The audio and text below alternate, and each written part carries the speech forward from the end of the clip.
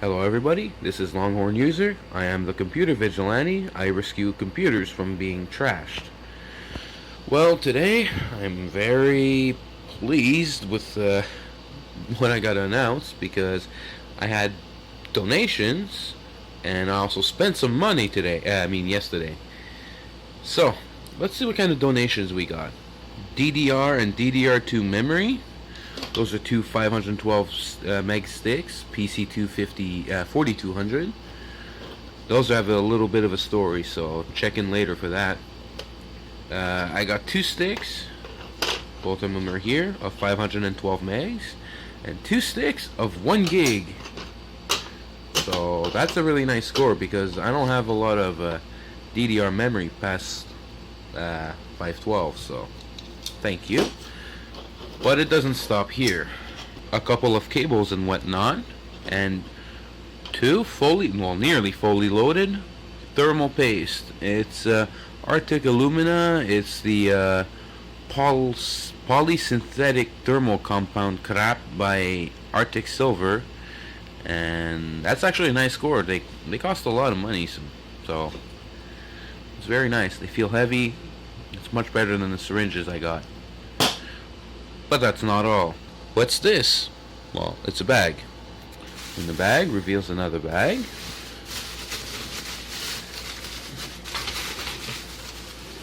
Not easy doing this one-handed. Which reveals a bill. And reveals another bag. Oh well. Which reveals another bill. Oh, like the pattern. Anyways. Which reveals... Oh yeah, give me a minute. Revealing this. That's the I/O shield plate that goes with this board. What we have here is I believe is a Foxconn WinFast motherboard. I'm not aware of the chipset. I think it's a 6150 K8MA 8EKRS, and has your standard stuff there: the surround, 4 USB, a FireWire, Ethernet, VGA, serial, parallel, and PS2. It's your average board: 4 serial ATA, 2 ID channels, a floppy, the 24-pin connector, it's your average board. That, on the other hand, I gave it to him. I believe it was in working order. But what I don't get is, this is an Asus A7N 8XE, but it's missing 1, 2, 3, 4, 5, 6. It's missing, it's missing 7 capacitors. I gave this to him, and I thought it was in working order. I don't know. Under there, I believe, is the Athlon XP. I think it was a 2800 plus. I don't remember. 2 ID channel, floppy, 2 serial ATA connectors, silicon image. Another. It was a high-end board with the AGP slot, AGP Pro slot. That was a rather high-end board for its time. 2 PS2, 2 NIC cards. Yeah, that's no joke.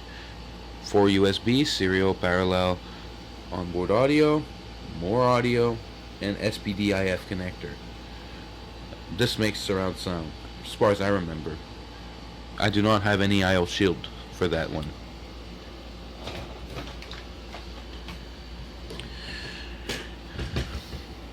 And I saved the best for the last.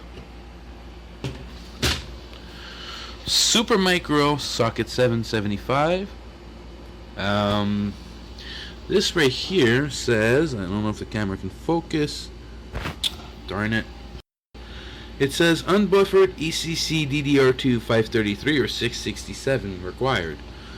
Well, the DDR2 memory that was given to me, it was not ECC. It's just standard, so it was working fine. And this one shipped with a Xeon 3000 dual core. But the stupid CPU is another Celeron processor.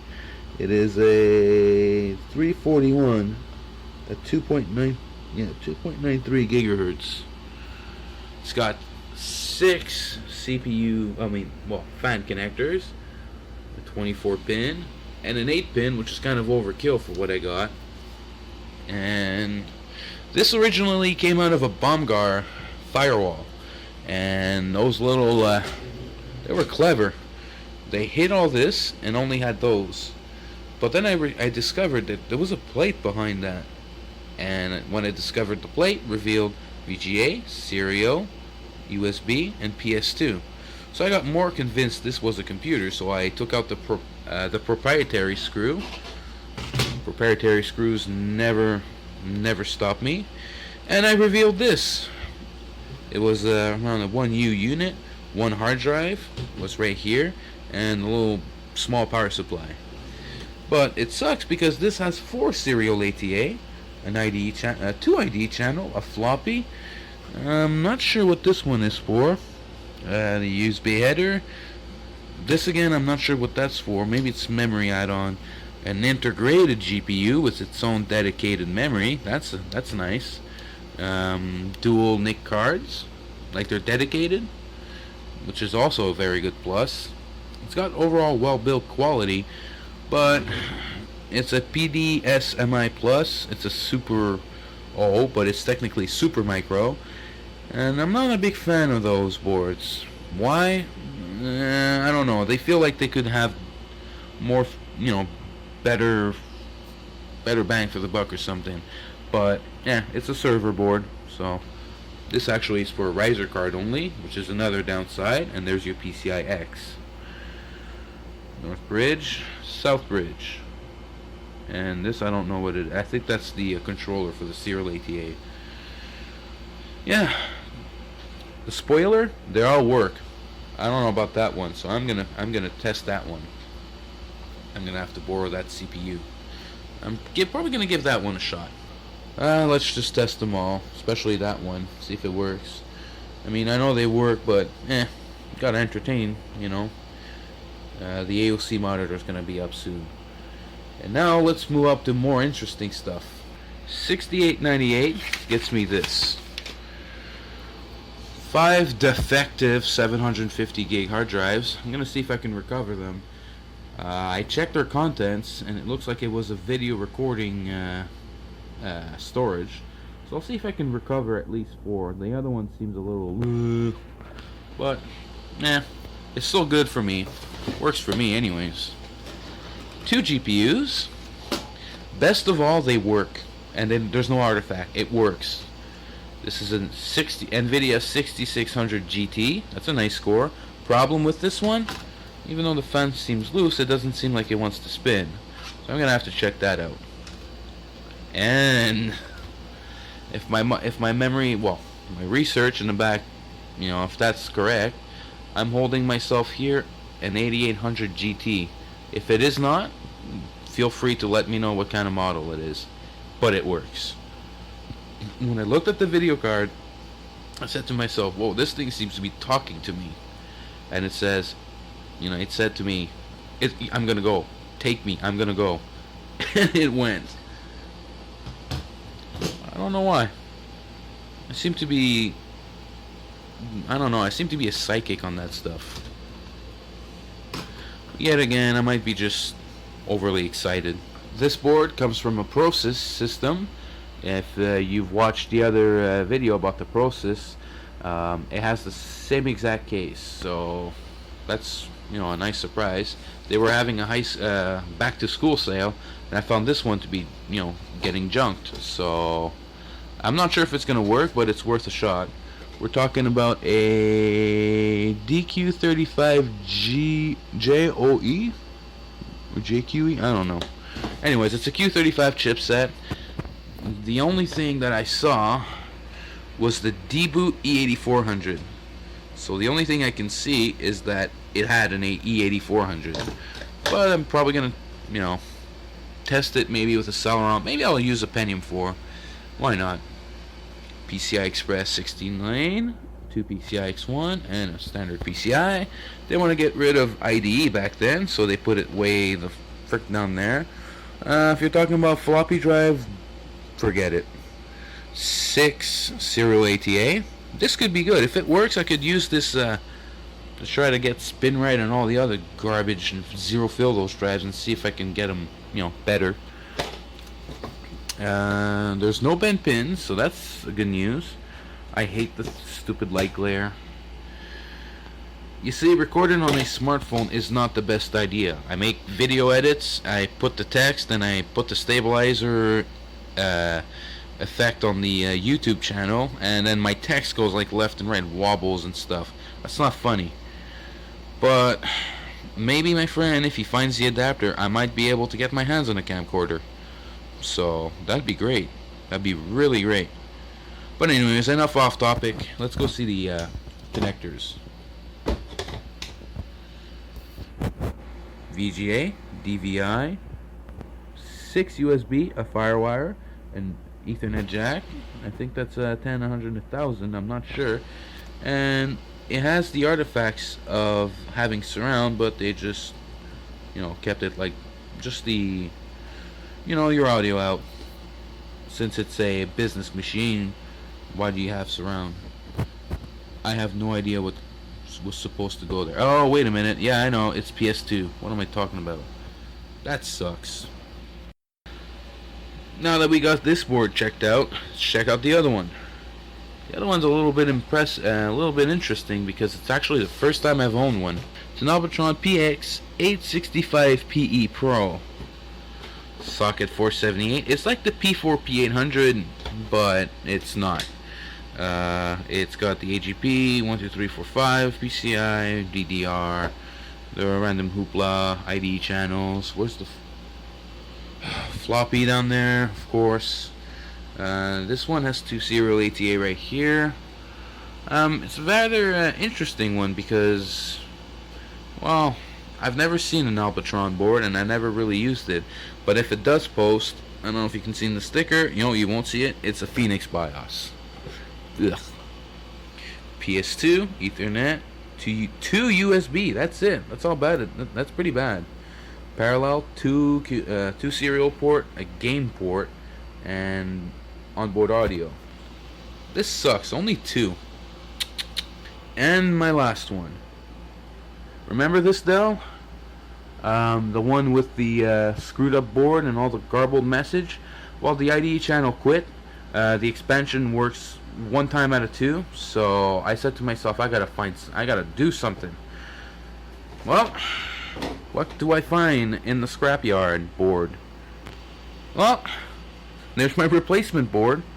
Well, I would actually like this one to work because I already have the IO shield for the other one and everything. And there it is. And they're period correct. Everything seems fine. And this is probably sharing the same B110 motherboard. Maybe it is a B110 motherboard. Who knows? But as far as I know, it's the same thing. It goes there. Serial, parallel, VGA, PS2, onboard audio, 4 USB, and an integrated NIC card. If this works properly, I'm going to take out the P5 KPL in there, or whatever it's supposed to be, and I'm going to go back and put it stock. Same like its brother. Oh, and what's this? 2 4-pin to 8-pin CPU connectors. Because, gotta have some. And a 20 plus 4-pin extender. See, I'm working on a project, and I was looking for one of those. And I knew the place had them, so I went ahead and bought that. I also got donated this power supply. It's an Orion 585 watt. It's got 2 12-volt rails at 17 amps. The 3.3 reads 24 amps. The 5-volt reads 24 as well. And it's a pretty heavy power supply. That's pretty nice. It's got the nice leads and everything. So all the donations goes a big thanks to the YouTube user Darren Lucky there. He's my buddy, and yeah, he was getting really rid of a lot of stuff. So I went ahead and picked up all I could. That's enough chat. Let's see some action. I just looked at all my stuff and my roster of 775 CPUs and heatsinks, I'm out. I don't have any heatsinks, so what I'm gonna do is I'm gonna get rescued by AMD and just plop it on there.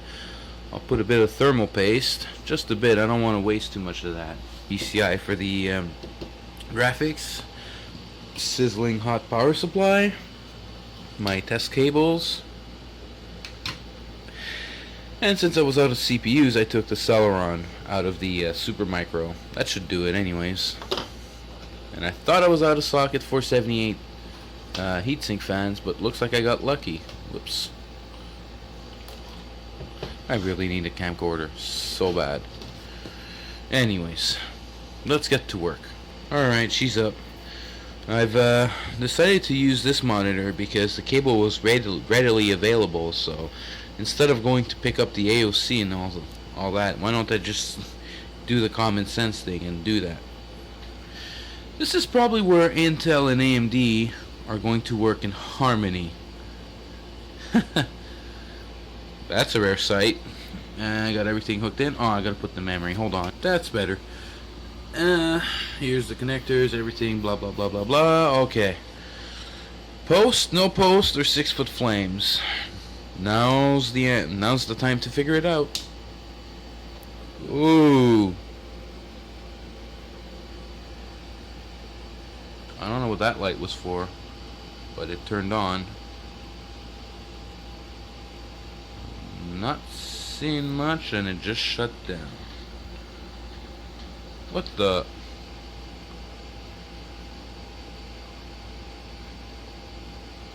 Oh, that's orange. Alright, let's see what's going on. Alright, I just did some wiggling, and maybe it was in config mode or something, and I put it just back to normal. That light was the AMT LED. So, I don't know. The CPU didn't even feel warm, so that might not be a good sign. I mean, we do get power and everything, but maybe she is fried. I mean, you don't always get lucky. I am not getting anything.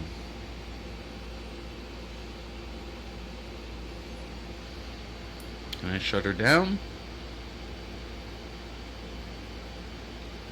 Yeah, I can turn her down.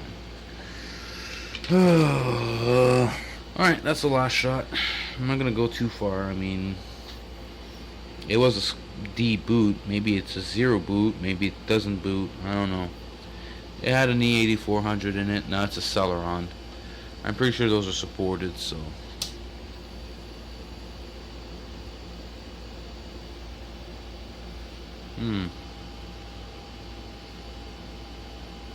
I can call this one deader than a doornail, huh?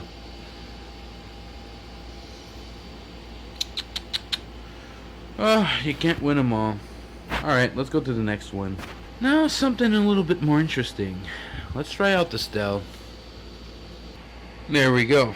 Alright. No glitch, and please work.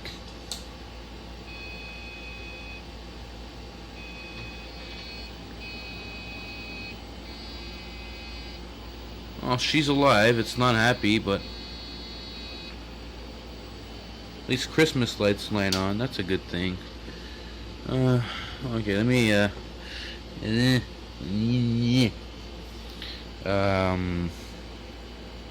but at least it's alive. That's a good thing. Sizzling mad. You turned off and turned right back off. And as a beginner's dumbest thing, I forgot to put the connectors. Okay, just the power button. There we go.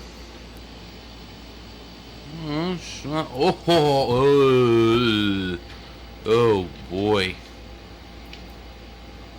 RAM problem much?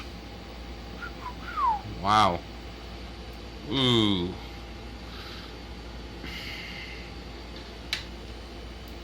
Don't tell me I have another bad one. Ah, much better. F2. Did I F2 it? Oh, it's an E051. No, it's got to be something else. Yeah, no. It's a Dell DE051. What kind of system is this? Alright, well, let's put the keyboard properly and let's go in the emits. Well, it doesn't glitch like the other one, so that's a good thing. It sees the stupid thing. No, I can't. System event log, unread. Let's go see. Keyboard error. Whoops. CMOS battery. Okay, so I did have a CMOS beforehand. There was a problem with the fan. Keyboard memory size. Yeah. Okay. Whatever. Mark all valid, and there we go. The asset tag doesn't have it, but what is a Dell DE051? I'm gonna go check that on the internet. I'll be right back.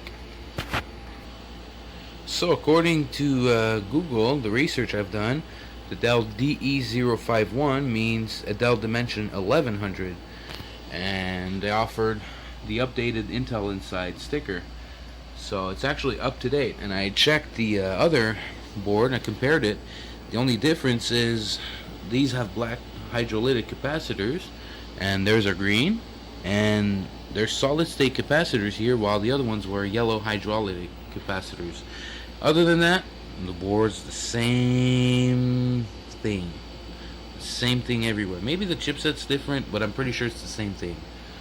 Anyways, it takes a Celeron, but I'm pretty sure it can take a Pentium 4 HT. So, yeah, that's pretty nice. Nice score. See? Hydrolytic capacitors, solid state. Other than that, the same story. Alright, well, let's power her down. I mean, I'm going to have to take out the clips here and put that heatsink because it never shipped with the stock one. Probably put the CPU back in. You're going to be back to stock. Well, you'll have a Dimension 1100, but I'm pretty sure I'm going to consider you still a 3000, so you're next. Alright, Alpatron, let's see what you can do. I got everything hooked up, and well, almost everything. PCI cards are the best thing ever. They're better than AGP. Not.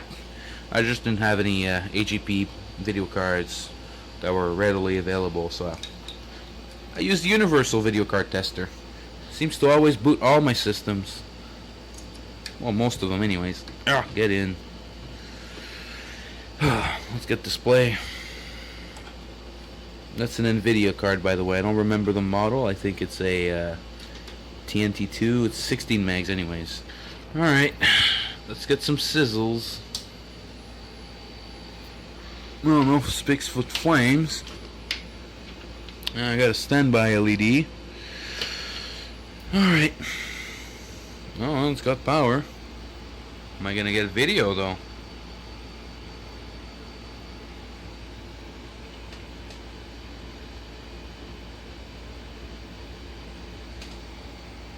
Oh, no, come on. Not another one. Paper always straighten up your video card, so there's no wobbliness here. Let me just shake ahead that stupid thing. Power's in. Ironically, I can turn it on, but I can't shut it off. That's gay. Okay, I'll turn it on.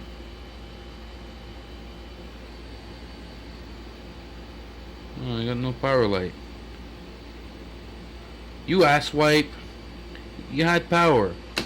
I don't have a speaker, so I don't know if it'll beep. I just reset the CMOS, reseated the RAM, changed the processor. I mean, I'm kind of running out of ideas here, so let's try it again.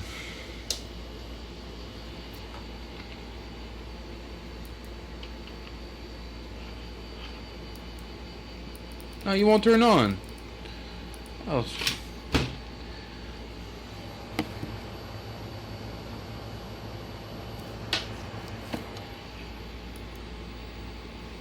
That's better. But I'm not sure I'm gonna get signs of life out of that. Well, at least I have one of two, and it's the Dell. I guess you can depend on your Dells. Alright, I'll do a couple more fiddling with. Maybe I'll, I don't know, I'll do some more stuff. Then I'll try it again. Alright, change the slot. Use my paper adjuster to keep it as straight as possible. I've changed the memory module to 1 gig, changed the memory slot. I also saw that the motherboard seems warped a little bit here, so it might be physically damaged inside, so I can't really know. I mean, that would be a great board if you'd start. Well, let's see. It won't turn on. I still get nothing. I press them harder or jiggle it. No. Oh, there we go. And that thing's harder to prime than a carbureted vehicle. But I'm pretty sure I'm not going to get anything at the screen. Albatron, you let me down. Well, at least I can say I officially own an Albatron board. Oh well. Maybe one day. Maybe a dishwasher. Foxconn socket 939 AMD 64 3000 plus. Proof that it works. Oh, what on earth is going on with my power button? Is it going down? Or did I not plug in properly? That's probably it. Looks like my power switch has failed.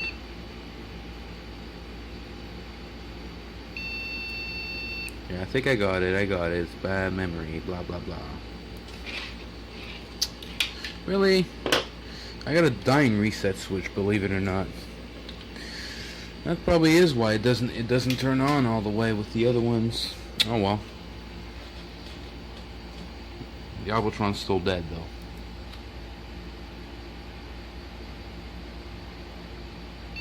There we go. Win fast. There we go. You hit delete. I don't like logos really because I like to see the detail boots. But it does the job. I'm pretty sure that's yeah, that's what I thought, an award. How's the CPU doing? Oh yeah, they're in good control. That's a perfect thing. I'm just gonna go ahead and what's the BIOS feature? Super boot, no. The full screen logo show. I don't want it. And there we go. That's a good board, so I know that. There it is. It's gonna be hard for me to find a dual core 939 Athlon 64X2 because, well, they've just pretty much vanished. They've gotten rarer and rarer. So, oh well. It's not gonna boot because I don't have anything, but see. Anyways, that's a good one. Unfortunately, I think my power button's dead. This is why they put hot glue over here, because, you know, you can press properly and not do like this one where it pretty much seems broken or something. I'll have to check that out.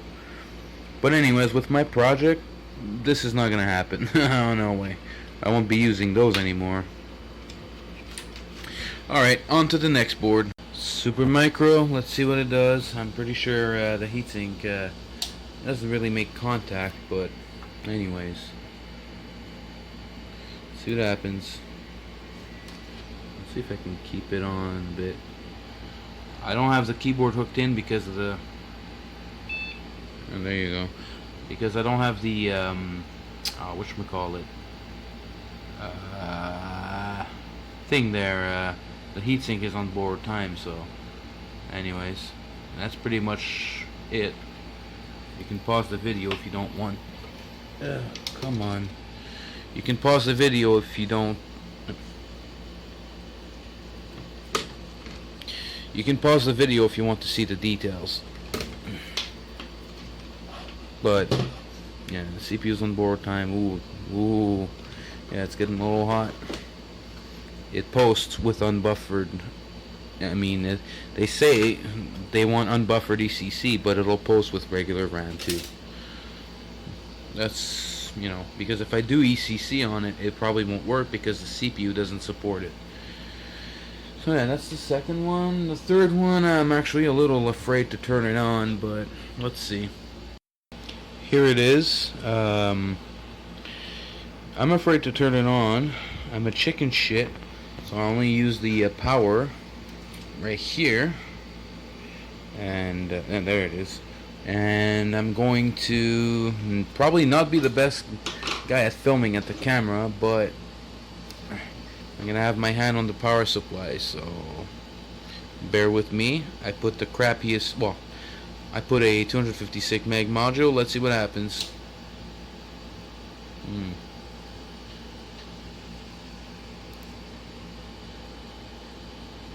If this thing, no flames, no smoke. Is it post? Probably not.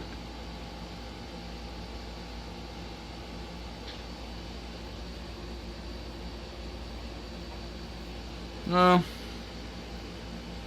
Probably not 6-foot flames, but yeah, we'll have to try. Okay, well, let's see. Let's get some more bravery. What kind of thing that is? All right, 256, 333.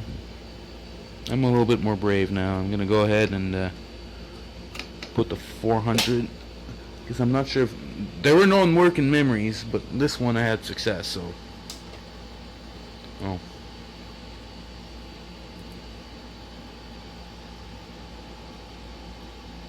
No flames, please.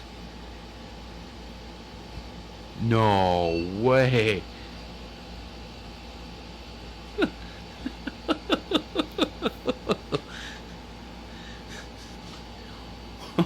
What? Okay, so you don't need 7 capacitors to make it boot.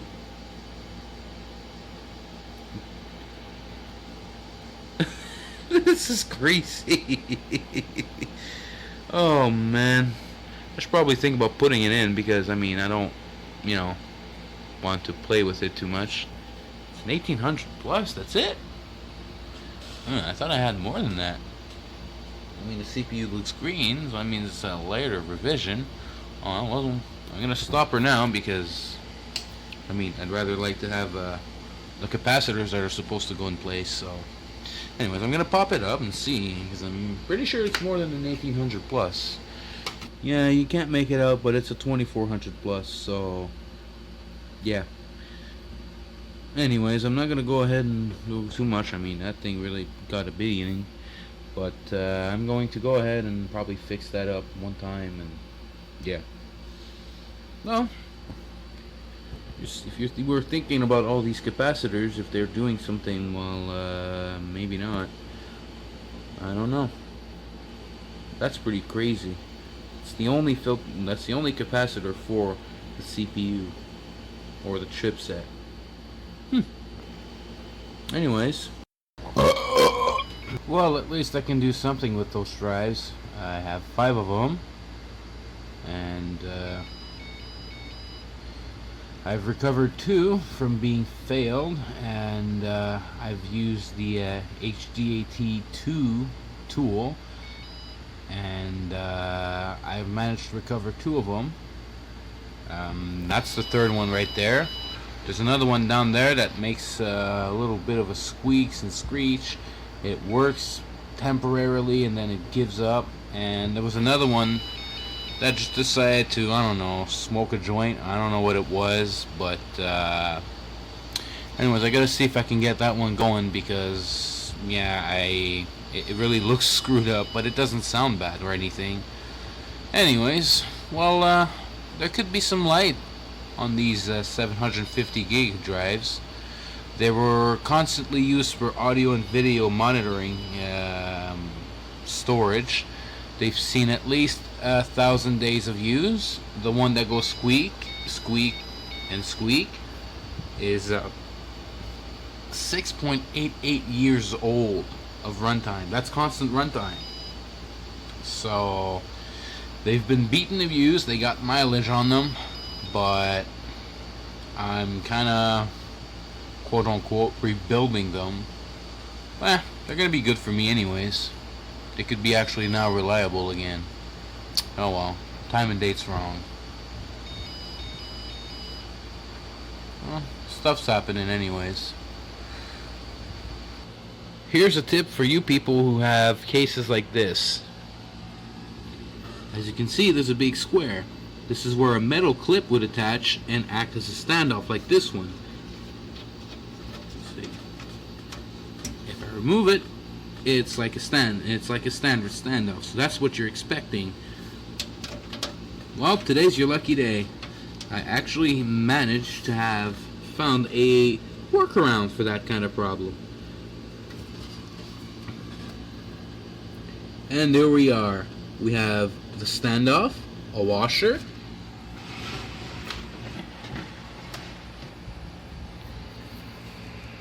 and a bolt in the back that holds on to everything very nice and tight. As you can see, it says PC mounting 632 to M3 metal jack screw. What kind of gibberish is this? Well, you see, your 632, which is fitting to that 632 bolt here, and I have the, no, that's the washer. I'll show you that later. There it is. See, it matches a 632 screw. A 632 screw is where you attach your hard drives or something like this.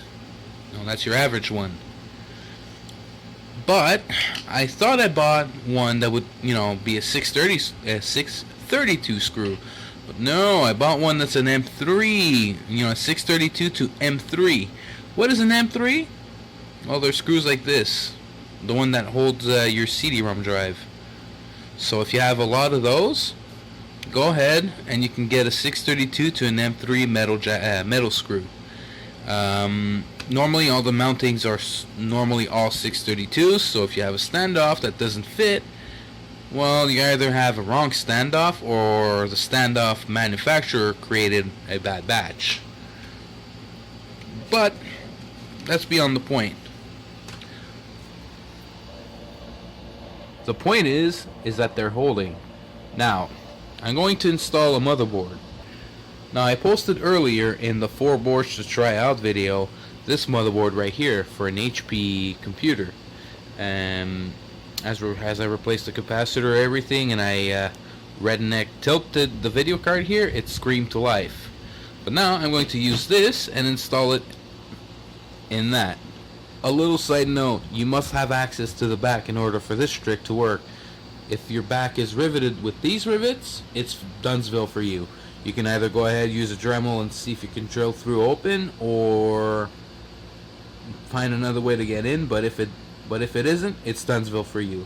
So first things first, I have the screws completely loose, but they're held on to the back, so they're just very loose and free to move. You want to have that happening right now, as this one is going to be your guide screw. I don't have the IO shield plate, but you can still install a board without an IO shield plate if you ever encounter such situation.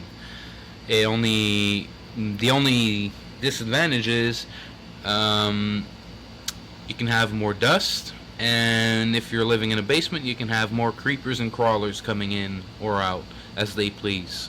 So you got to check out an extra eye on that if you ever want to do that without an IO shield. Other than that, it's fine. There it is, held on with that one screw only. Now what you want to do is it's going to be a two-hand job, I'm afraid, but you're going to have this screw, you're going to press your board against, and then move the standoff until the screw goes in. And once it goes in, screw it in all the way. Once screwed in all the way, you want to take either a 8mm wrench like this and hold it on this side and screw it, or you can take an 8mm socket, or if you don't have any of those, a pair of needle nose pliers, or you can use your fingers if you don't have any. But I'd recommend a bit more more tightening, because fingers, you can only go so far. Now to get all this thing adjusted, and I'll show you the final results. One thing you gotta make sure is when you tighten those things, you don't want to over torque them either, because if you do, you may cause damage or stress to the board or whatever else that could happen, or you can even break the snap, break the standoff, who knows. Just give it tight, just to say it's tight enough, Don't go too crazy and torque it like you're torquing an engine head or something. And if you do this all properly, that's how it's going to look like.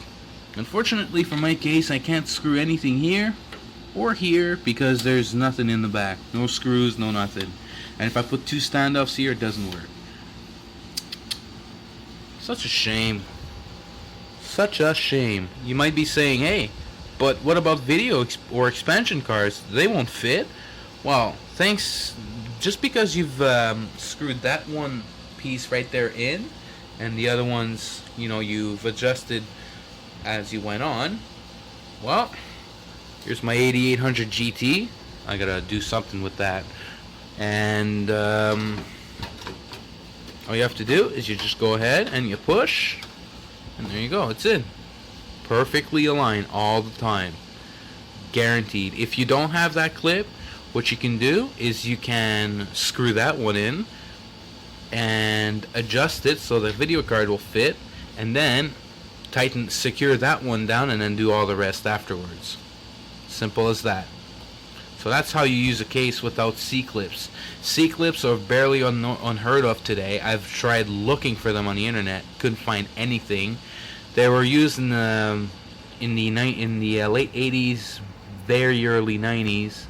Well, actually, old computers, actually, like even early 80s, late 80s, debuts of 90s, you'll find them.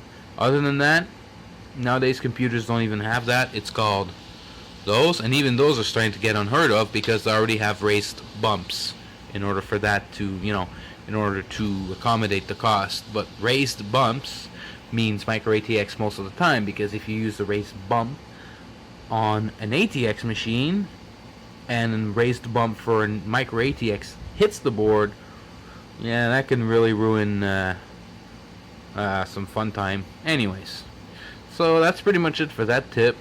And if you got any comments and questions on that one, you know what to do. So that's it for this video.